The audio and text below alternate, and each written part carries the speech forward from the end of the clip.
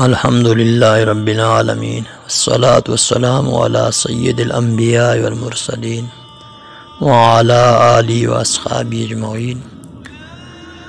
سلسلہ معلومات اسلام کے معزز سامعین، قربانی کے مسئلہ پر کچھ اعتراضات کے جوابات آپ کی خدمت میں عرض کیے جاتے ہیں۔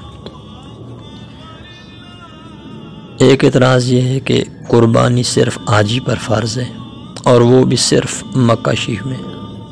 اس کا جواب یہ ہے کہ ترمذی شریف کے حدیث میں ہے کہ نبی پاک صلی اللہ تعالی علیہ وسلم 10 سال مدینہ شریف میں تشریف فرما رہے، یضحی ہر سال قربانی کرتے رہے۔ ایک اعتراض یہ ہے کہ قربانی میں کیا فائدہ ہے؟ اس میں تو قوم کا پیسہ ضائع ہوتا ہے، یہی رقم سکول، کالج، یونیورسٹی، ہسپتال، روڈ بنانے اور رفاع عامہ وغیرہ کے کاموں میں خرچ کی جائے۔ اس کا جواب یہ ہے کہ قربانی ہی میں تو سارے فائدے ہیں۔ خدا کے حکم پر عمل ہے، رسول کے حکم پر عمل ہے۔ قربانی کا جانور آتش دوزخ سے آڑ بنے گا، پلسرات کی سواری بنے گا، بال اور اون کے برابر نیکیاں ملیں گی۔ قربانی پر خرچ شدہ مال رب تعالیٰ کو بہت پیارا ہے۔ قربانی سنت رسول، سنت ابراہیم، سنت اسماعیل، سنت صحابہ، سنت آل بیت، سنت تابعین، سنت تبع تابعین، سنت اولیاء، سنت علماء اور سنت عوام المسلمین ہے۔ کیا سکول، کالج، یونیورسٹی اور روڈ بنانے اور رفاع عامہ کاموں میں یہ فوائد ہیں؟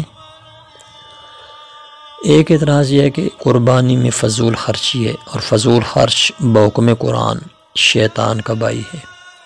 اس کا جواب یہ ہے کہ قربانی حکم خدا ہے، حکم رسول ہے، سنت رسول ہے، سنت صحابہ و آل بیت ہے۔ Cinema, theatre, circus, club, film industry, drama, پان، سگریٹ، نسوار، شادی بیاہ کی حرام رسمیں، کتوں کی لڑائیاں، بیلوں کی دوڑیں، ان چیزوں میں تمہیں فضول خرچی نظر نہیں آتی؟ اگر کوئی کافر تجھے کہے کہ حج فضول خرچی ہے، نماز پڑھنے میں جوڑوں کا درد پیدا ہوتا ہے، قرآن پڑھنے سے نظر چلی جانے کا اندیشہ ہے، اذان سننے سے سماعت کے امراض پیدا ہوتے ہیں، زکوٰۃ دینا فضول ہے، تو اس سے کیا جواب دو گے؟ یہی نا کہ یہ رب کا حکم ہے، رب کے حکم کے مقابلہ میں ہم کسی کی نہیں سنیں گے، تو یہاں بھی یہ کیوں نہیں کہتے؟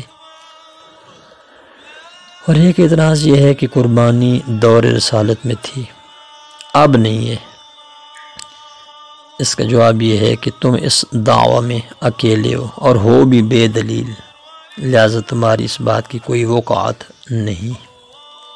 اگر یہی کوئی تمہیں نماز، روزہ، حج اور زکوٰۃ اور جہاد کے بارے میں کہہ دے کہ یہ اس وقت کے لوگوں کے لیے تھے، اب نہیں ہے، تو تم اسے کیا جواب دو گے؟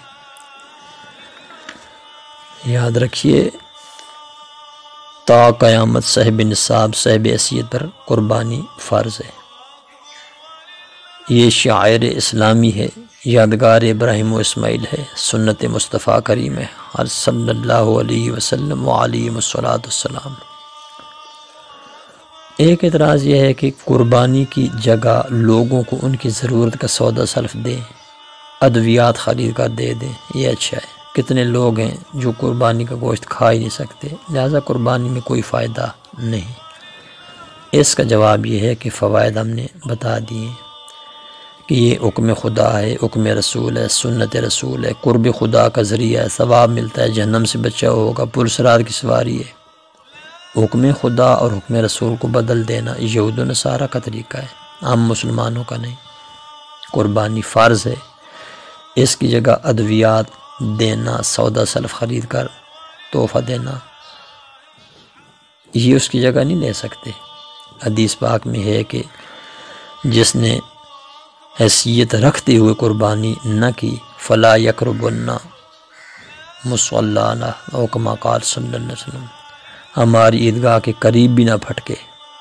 بتائیے، ادویات لے کر دینے، سودا سلف اس کے گھر میں ڈال دینے اور قربانی نہ کرنے والے کیا اس وعید میں شامل نہیں کہ ان کے نبی ان پر کتنے سخت ناراض ہوئے کہ ہمارے ساتھ عید پڑھنا تو دور کی بات، فلا یقربن، قریب بھی نہ آئے، ہرگز قریب بھی نہ آئے۔ تو جو حکم ہے وہ اسی طرح تا قیامت رہے گا۔ اور ایک اعتراض یہ ہے کہ قربانی تو خواہ ایک رواج ہے جس کو مولوی حضرات نے مشہور کر دیا۔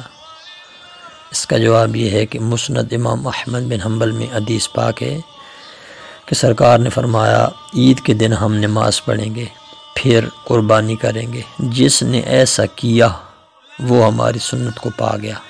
اور ترمذی میں حدیث ہے کہ آپ صلی اللہ تعالیٰ علیہ وسلم نے 10 سال مدینہ شریف میں قیام فرمایا، ہر سال قربانی کرتے رہے۔